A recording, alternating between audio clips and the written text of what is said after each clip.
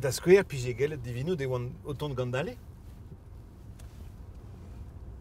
Ja, diou vunutendale resis. Flampakar et nous embornes du gorner marer. Force penons, mais non ket de denet gant rakvelet menu doa sortir. Oh bah, a pet ave divinet gant arne. Ar munudu e a d'ober vu.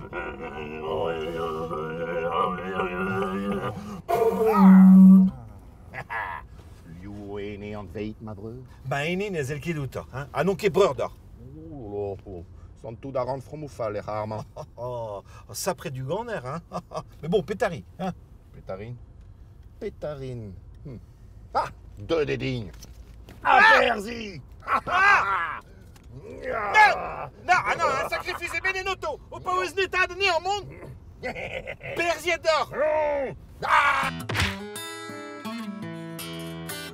Di walid gant offri, meus ket c'hant evich gwad partout, hein?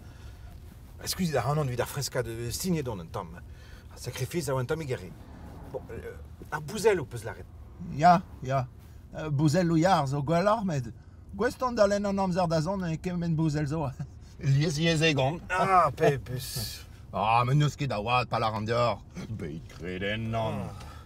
Ja. Gweston d'alen an amzer da zon, markinaj kafe. Nesken davet, petaman, stot biar. Ah, non.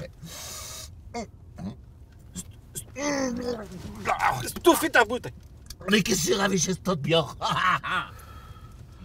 Bon, a geni jadel ar neon d'or gwez da lani, Da la varede, eurokten na varne?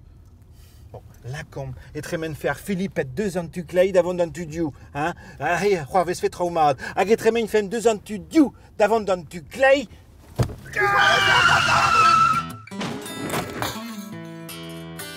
Bon d'or vardro.